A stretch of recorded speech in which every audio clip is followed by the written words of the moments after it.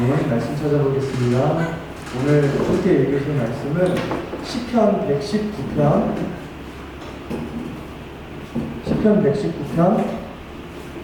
36절에서 37절 두 구절입니다.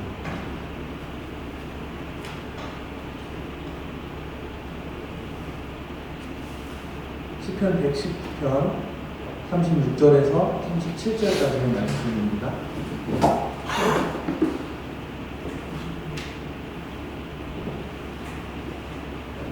찾으시는 것 같으니까 한 목소리로 읽을게요. 시작! 내 마음을 주의 증거들에게 향하게 하시고 탐욕으로 향하지 말게 하소서. 내 눈을 돌이켜 허탄한 것을 보지 말게 하시고 주의 길에서 나를 사랑하게 하소서. 네, 제가 다른 번역본으로 한 번 더 읽어드릴 텐데 그냥 귀로 한번 들어보시면서 지금 여러분들이 찾으신 말씀과 좀 어떤 단어들이 다른가를 한번 살펴보세요. 현대인의 성경이라는 버전입니다. 내 마음이 주의 말씀을 향하게 하시고 이기적인 욕심으로 치우치지 않게 하소서. 내 눈을 돌이켜 헛된 것을 보지 않게 하시고 주의 말씀으로 내 삶을 새롭게 하소서. 네, 조금 더 쉽게 쓰여진 성경이에요. 오늘은 이기적인 사람 X, 이기적인 사람 동그라미라는 제목으로 같이 말씀을 나누고자 합니다. 원래 오늘 예배 끝나고 우리 솔라리움이라고 하는 단계 전도 프로그램을 같이 카드 나눔이 있는데 하려고 했으나 그거는 사람이 조금 더 많아졌을 때 할게요. 사람이 많아야 의미가 있고 또 더 풍성해질 수 있어서 그렇게 알아주시면 감사하겠습니다. 요즘에 우리는 제가 계속해서 이 얘기를 하는 것 같은데 꽤 이기적인 세상에 살아가는 것만 같아요. 분명히 학교 다닐 때 수년 동안 도덕 시간에, 윤리 시간에 그렇게 올바르게 잘 살아가는 방법들을 배웠는데 지금 제가 살아가고 있는 시대를 제가 보니까 도덕책에서 제가 배웠던 내용과는 많이 다른 세상에 살아가고 있는 것 같더라고요.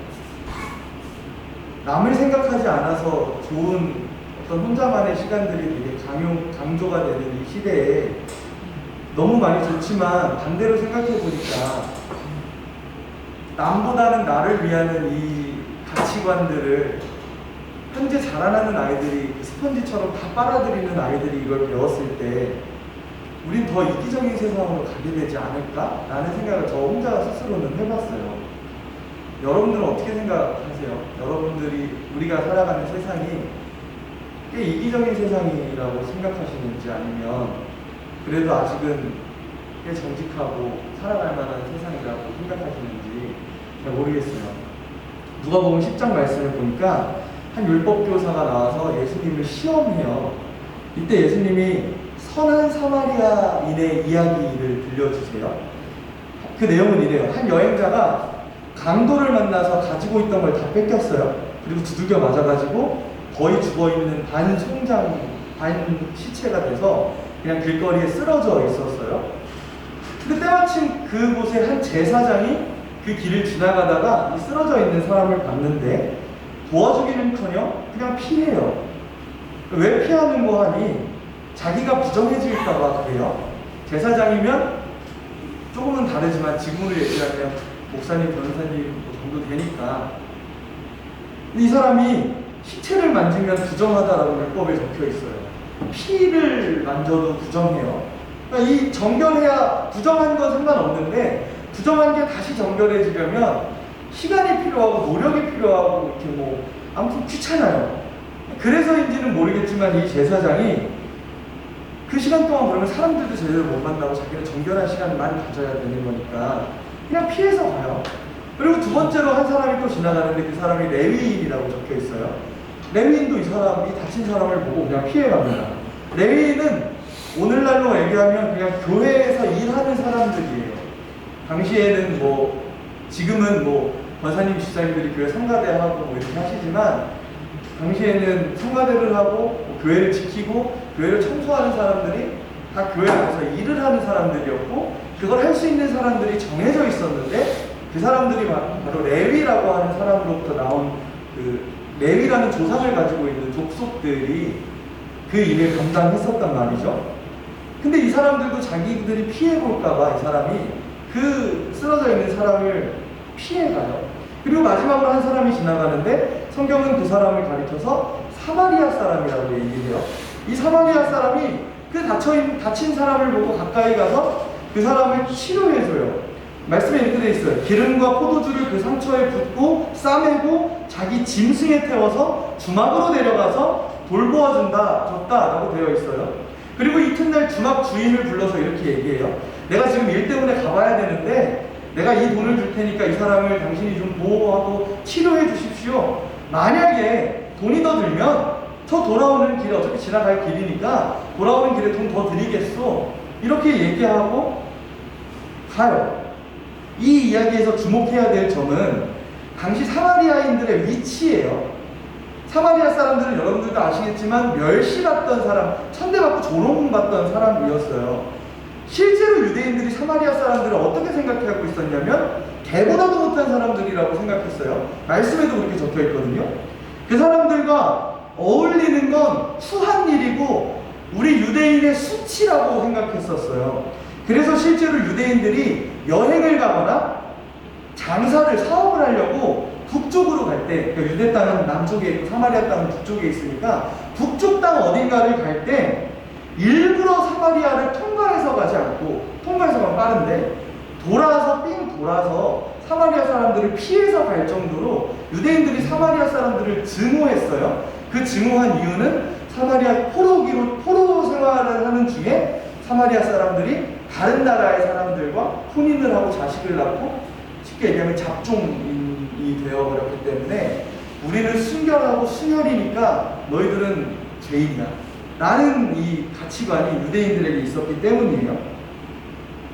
그러니까 이 사마리아인에 대한 이야기는 유대인과 사이가 좋지 않았던 민족이 쓰러져 있던 유대인을 발견하고 치료해 주었다는 것은 하나님의 성전에서 일하던 자, 그러니까 하나님 말씀대로 살아가려고 하던 사람들과 그 믿음이 되게 극명하게 대비되는 이야기를 이 본문에서 하고 싶은 거예요.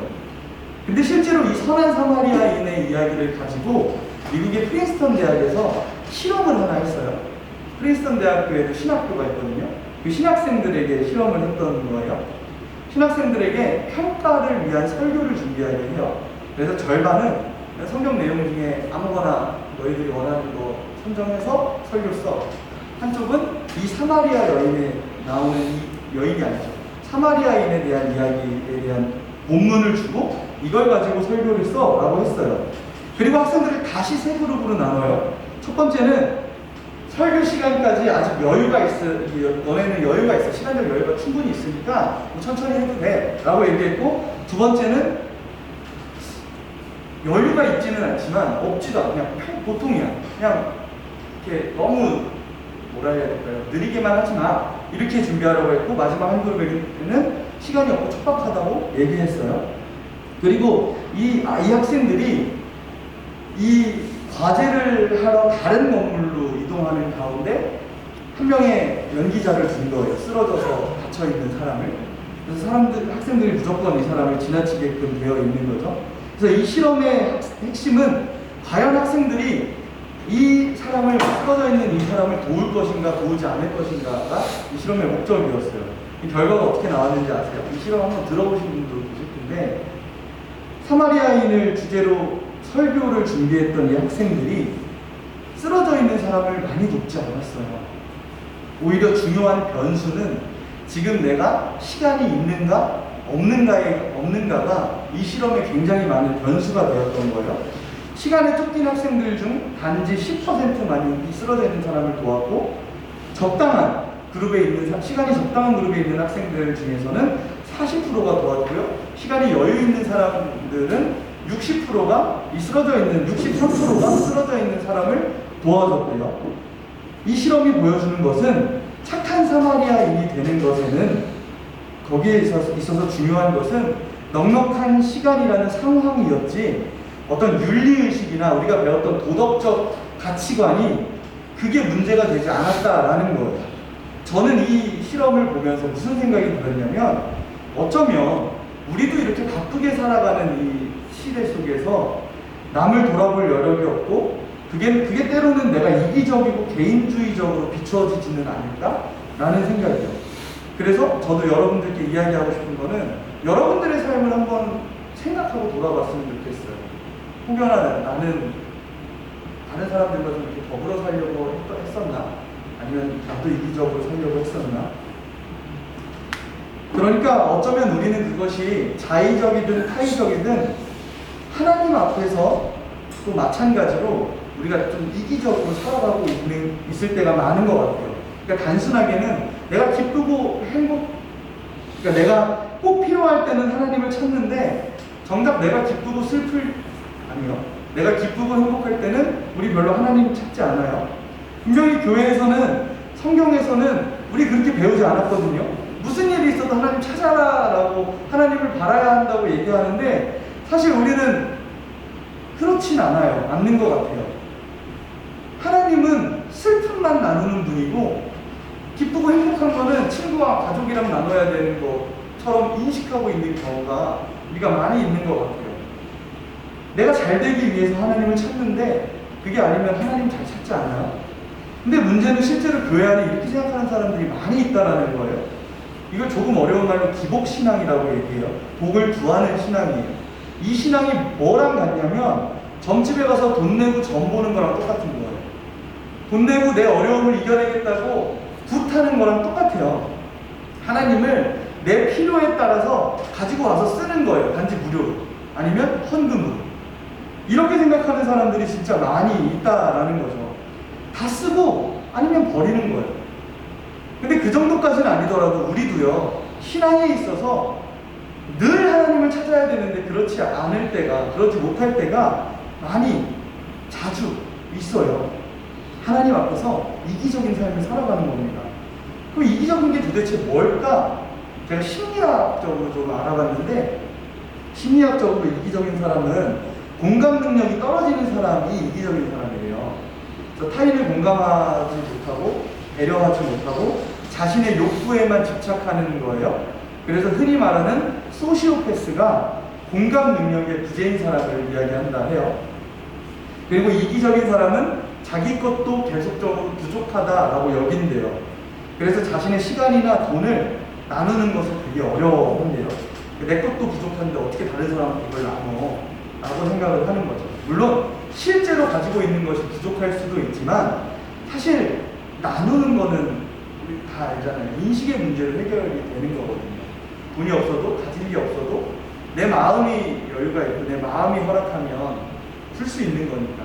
그래서 왜 좀 세이브 더 칠드런이나 유니세프나 한 달에 10,000원도 안 되는 금액, 1,000원도 안 되는 금액, 그렇게 우리가 매달 약정해서 후원하는 사람들도 있는 것처럼 말이죠. 여러분 혹시 마시멜로우 실험이라는 거 들어보셨어요? 어린아이한테 마시멜로우 하나 주고 이거 15분 동안 먹지 않고 참으면 2개 준다 라고 약속하는 거예요. 근데 이걸 15분 동안 기다렸던 아이들이 후에 미국 SAT 성적이나 학업 성취도가 이걸 참지 못하고 먹은 아이들보다 더 높게, 더 우월한 결과를 얻었대요. 이게 후속 실험까지 이어졌는데 그 실험의 결과에 따르면 참을성이 없었던 아이들은 불안정한 환경에서 자랐기 때문에 기다리지 않고 지금 먹는 게 낫는 거야 라는 생각을 가졌대요. 그래서 진짜 참을성이 없도록 교육을 받은 게 아니라 내가 참고 기다렸을 때 원하는 것을 얻지 못할 수도 있다 라는 게 잠재적으로 학습된 거예요. 정리해보면 이기적인 마음은 심리학적으로 타인보다 나를 더 바라보는 거고요. 우리가 하나님 앞에서 이기적이라는 말은 하나님보다 나를 더 생각하는 거예요. 하나님보다 내가 더 우선되는 것이 하나님 앞에서 이기적이라는 말이에요. 그리고 그걸 의도하든 의도하지 않았든 자의적이든 타의적이든 우리의 삶 가운데서 그런 유혹과 어떤 그런 상황들을 얼마든지 마주칠 수 있고 그게 우리의 잠재적으로 학습이 될 수 있다라는 얘기죠. 그래서 우리에게 성경이 말씀이 주어진 거니까요. 성경 안에도 이기적인 사람이 등장해요. 마태복음 19장에 어떤 사람이 나오냐면 한 청년, 남자 청년이 나와요. 이 청년이 예수님한테 이렇게 얘기해요. 주님, 제가 영생을 얻고 싶은데 제가 뭐 해야 됩니까? 무슨 선한 일을 해야 됩니까? 예수님 이렇게 말씀하세요. 선한 일을 왜 나한테 물어? 선한 분은 이 세상에 한 분뿐인 거 너 알잖아. 그러면 네가 영생 얻으려면 당연히 그분의 계명을 따라야지. 하나님의 율법을 지키라는 거예요. 그래서 이 청년이 다시 얘기해요. 아니 좀 구체적으로 알려주시면 안 돼요? 예수님 이렇게 말씀하시죠. 살인하지 말라, 간음하지 말라, 도둑질하지 말라, 거짓 증언하지 말라, 내 부모를 공경하라, 내 이웃을 내 자신과 같이 사랑하라. 이거 지켜. 그때 청년이 이렇게 얘기해요. 주님, 저 다 지켰어요. 뭐 부족한 거 하나 없는데요? 그때 예수님께서 이렇게 말씀하세요. 네가 온전하려면 너가 가진 소유를 다 팔아서 가난한 자들에게 주라. 그리고 와서 나를 따르라. 이때 말씀에 이렇게 적혀 있어요. 이 청년이 근심하며 떠나갔다. 단순히 돈의 문제가 아니라 내 거 아끼는 마음이 하나님 아끼는 마음보다 더 컸던 거예요. 이 청년은 내가 쌓아온 거, 내가 이루어놓은 거 그냥 그대로 두고 내 영역 안에서 하나님을 믿는 겁니다. 내 믿음에 초월이 있어야 되는데 감당하지 못해도 그거 믿음으로 이겨내 보려고 하는 그 노력이 있어야 하는데 하나님의 말씀이 들려지는 순간 불편한 거예요. 내 식대로 믿어왔는데 그게 깨져버리니까 거기에 충돌이 일어나니까 마음이 불편해지는 겁니다. 그리고 그 자리를 벗어나게 되는 거예요. 하나님 앞에서 이기적인 모습이죠. 여러분 혹시 영화배우 허성태라는 사람 아세요? 제가 사진을 좀 준비했으면 좋았을 텐데 우리가 알만한 이 영화배우가 등장한 영화 중에 알만한 영화가 밀정이나 남한산성에 나왔고요. 말모이나 청벌에도 나왔어요. 그리고 아마 잘 기억하실 만한 영화가 범죄도시 1에서 독사라는 캐릭터로 나왔어요. 그리고 얼마 전 신드롬을 일으켰던 넷플릭스의 오징어 게임에서 덕수 역할로 나왔던 사람이에요. 이 사람이 몇 년 전에 말하는 대로라고 하는 JTBC 프로그램에 출연을 했었어요. 그게 뭐냐면 연예인들이 나와서 길거리 이야기를 하는 거예요. 노래나 뭐 이런 거 하는 게 아니라 그냥 자기 이야기를 버스킹 하는 건데 그때가 2016년도였는데 이 사람이 사람들에게 많이 알려져 있지 않았을 때예요.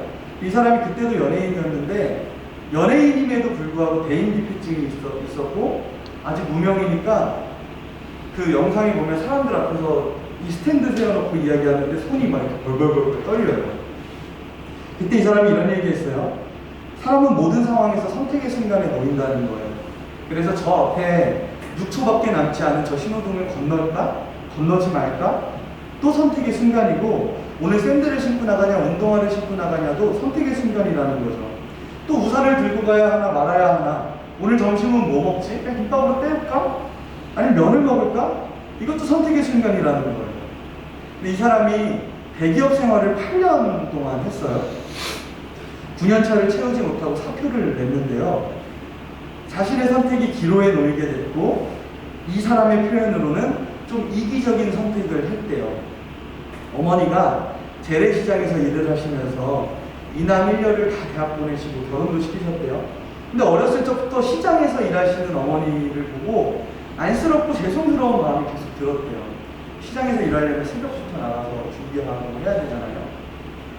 그래서 나는 어떻게 살아야 하나라는 고민을 늘 갖고 살았는데 그 고민을 할 때마다 내려지는 결론이 나는 다른 사람들처럼 안정적인 직장을 갖고 2세도 나와서 행복하게 그냥 사는 거, 평범하게. 그게 꿈이었대요. 그래서 대기업에 취업했는데 그게 너무 힘들었대요. 지금 자기가 연예인인데도 그 회사에 다니면서 8년 동안 지금보다 연기를 더 많이 한 것 같아요. 동료들한테 이미지 관리해야 되고 상사 눈치 봐야 되고 그러다 보니까 손에 어떤 다한증이 생기고 돌이켜보니까 직장 다닐 때 연기가 는 것 같다라는 얘기도 하더라고요. 결혼한 지 6개월 만에 대기업 8년차 만에 퇴사를 결정해요. 가족이나 아내로부터 이기적인 선택을 한 거죠. 그때 주변 사람들이 모두 비웃었대요. 네가 이 나이에 뭘 할 수 있겠냐. 이렇게 내가 살폈으면 세상이 무너지는 줄도 알았대요. 그때 어머니가 이렇게 말씀하셨대요. 아이고 우리 성태 웃자노. 남들이 봤을 때 자기밖에 모르는 미련하고 이기적인 사람인 줄 알았는데 그렇게 퇴사하고 단역부터 시작해서 아르바이트를 하고 또 연기자로서 6년의 시간을 보내고 밀정이라는 영화에 캐스팅돼서 영화를 찍는데 그 영화를 찍으면서 자기 삶이 기적과 같다라는 것을 느꼈대요. 특별히 그 기적의 한 순간이 영화 밀정에서 송강호 선배에게 싸대기를 맞는 그 장면이래요. 자기가 송강호 선배를 너무 존경한대요. 그 존경하는 선배랑 대선배랑 영화를 찍는데 싸대기를 맞는 장면인데 싸대기를 맞으면서도 행복할 수 있구나 라는 걸 이 사람이 느꼈대요. 그러고 얘기하는 거죠. 이기적이었던 내가 지금 기적인 삶을 살고 있다고. 이 허성태 씨의 이야기가 이거 힘들고 어렵지만 두렵지만 자기가 하고 싶은 일을 했더니 그게 행복해질 수 있고 내 삶의 기적으로 다가왔다라는 주제의 내용이에요. 근데 하지만 저는 이 이야기가 우리의 신앙과도 좀 잘 연결될 수 있다고 생각해요. 하나님을 믿는 사람들은 왜 하나님을 믿을까요? 누군가를 믿을 때는 우리가 이유가 있어야 믿는 거잖아요. 수많은 사람들, 특히 어른들 중에는 이렇게 대답하시는 분들 많이 있을 거예요. 왜 믿으세요? 천국 가려고. 이 대답 틀렸어요. 천국 가려고 하나님 믿는 건 아까도 제가 얘기했잖아요. 내가 천국을 얻어내려고 하나님을 쓰는 거예요. 우리가 가지고 있는 믿음은 천국을 가려고 믿는 게 아니라 그냥 하나님이 예수님이 나에게 너무 소중한 분이어서 믿어야 되는 거고 그분도 우리를 그렇게 생각하셨기 때문에 이 땅에 오셔서 십자가에 달려 죽으실 수 있었던 거예요. 우리가 물론 천국을 소망해야 되는 건 맞아요. 근데 그걸 목적으로 믿는 거, 내가 믿음의 끝에 이게 있을 거야 라고 믿는 거, 그거는 잘못된 거죠. 근데 실제로 수많은 사람들이 뭔가를 얻어내려고 믿어요. 근데 여러분이 여러분의 가족을 믿고 여러분의 여자친구, 남자친구를 믿는 이유가 뭐예요? 저는 세 가지라고 생각해요. 하나는 신뢰하니까, 하나는 좋아하니까, 마지막으로 내 편이니까. 사실 다 같은 말이라고도 할 수 있는데 신뢰하고 좋아하고 내 편이니까 그래서 나도 믿을 수 있는 거예요. 그래서 왜 이성 친구랑도 내 편이 아니라 다른 사람의 편을 들 때 싸우게 돼요. 좋아하지 않게 되니까 헤어지게 되는 거고요. 가족 관계 안에서도 신뢰가 계속 깨지니까 그 가족 관계가 틀어지는 거예요. 그렇다면 우리도 하나님 믿는 이유가 이것과 같이 적용돼야죠. 내가 하나님 좋아하고 하나님 신뢰하고 하나님이 내 편이 되어주시니까 우리는 믿을 수 있어야 되는 거예요. 초대교회 때 수많은 사람들이 하나님을 믿다가 순교했어요. 특히 로마 시대 때 기독교인들이 엄청 많이 죽었어요. 지금도 로마에 가면 유명한 건물로 콜로세움이 남아있지만 그런 원형 경기장에서 기독교인들을 놓고 굶주린 맹수들과도 싸우게 하는 건 뭐 기본이고요. 야외 파티할 때, 귀족들, 왕족들 파티할 때 입구부터 건물 앞까지 일정 간격으로 사람들, 기독교인들 세워놓고 그 머리에 심지 꽂아놓고 횃불로 사용으로 썼어요. 다 죽는 거죠. 고문해서 죽이고요. 묶어놓고 굶주린 개들한테 주고요. 사람들이 이렇게 죽어갔어요. 그냥 예수 믿는다는 이 이유 하나만으로요.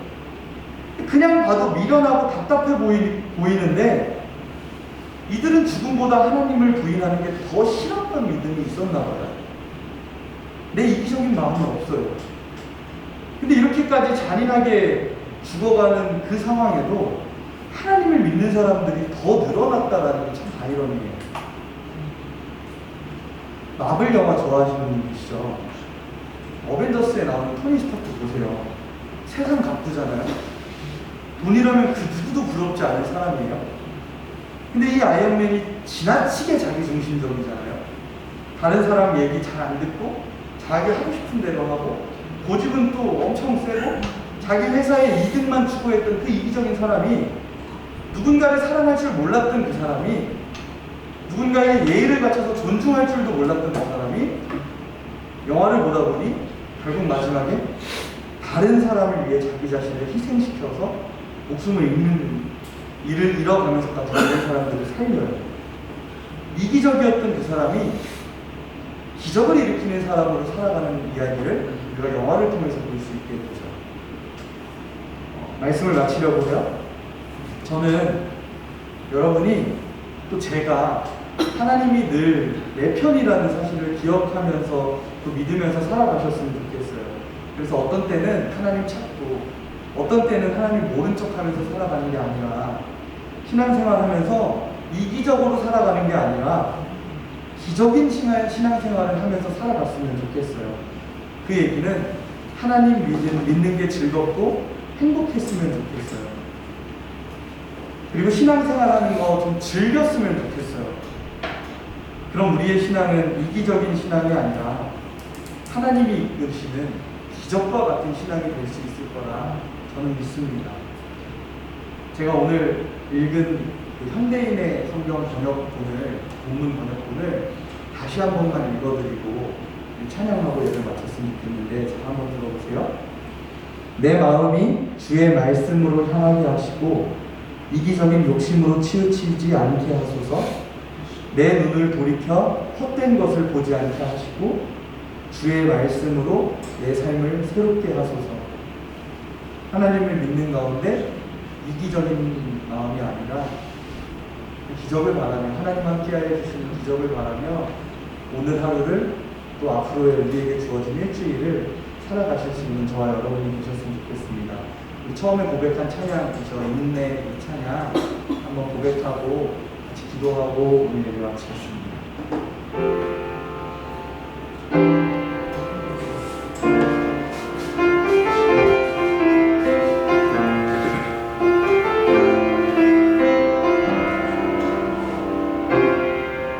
우리 모두 예배하는 자 되어 온전히 영과 진리로 주를 예배하자.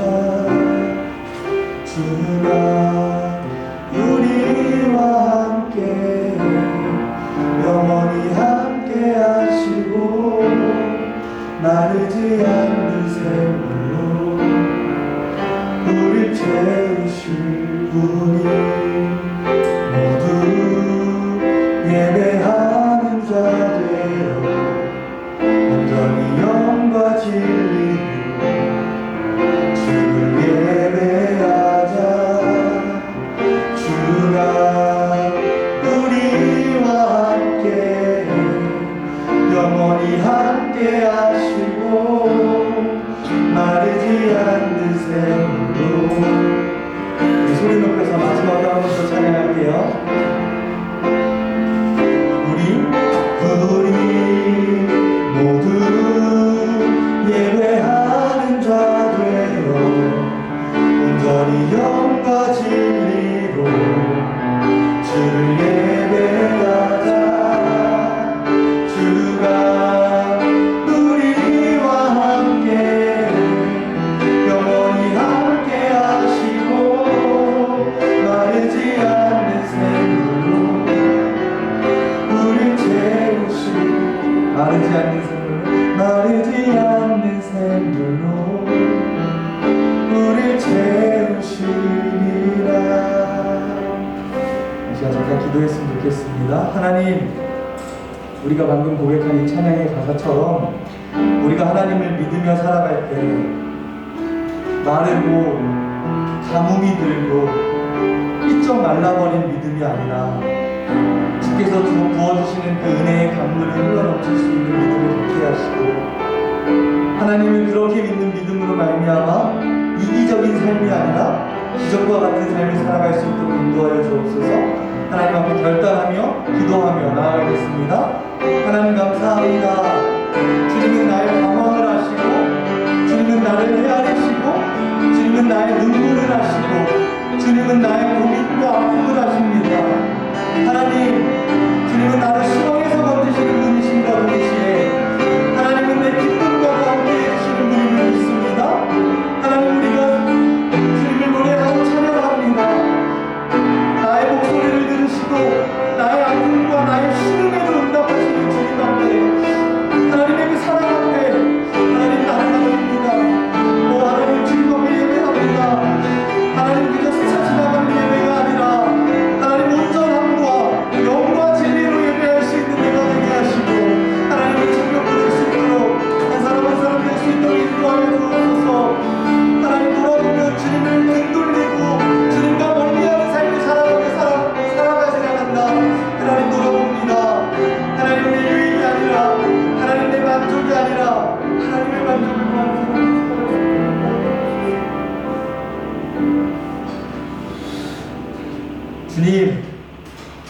돌이켜보니 내가 신앙생활을 이기적으로 하지는 않았나 돌아봅니다. 하나님 믿는다 하면서 메마르고 또 메마른, 그래서 땅이 갈라지는 그런 믿음을 소유하며 살아가진 않았나 돌아봅니다. 하나님 바라기는 주님의 은혜의 강물이 흘러넘치게 하시고, 하나님 바라기는 우리 모두가 주님의 놀라우심을 믿으며 주님을 신뢰하며 주님을 의지하며 주님 앞에 내 소망을 두는 삶을 살아갈 수 있도록 이끌어 주옵소서. 그리하여 우리의 삶에, 우리의 일주일에 그리스도의 흔적들이 많이 새겨질 수 있도록 인도하여 주옵소서. 이제는 우리 주 예수 그리스도의 은혜와 하나님의 다함없는 사랑하심과 성령님의 교통하심이 오늘 말씀을 통해 이기적인 신앙이 아니라 주님이 주시는 기적을 경험하는 신앙으로 살아가기를 결단하는 모든 청년들을 위해 지금부터 영원까지 함께 계시기를 간절히 축원하옵나이다. 아멘.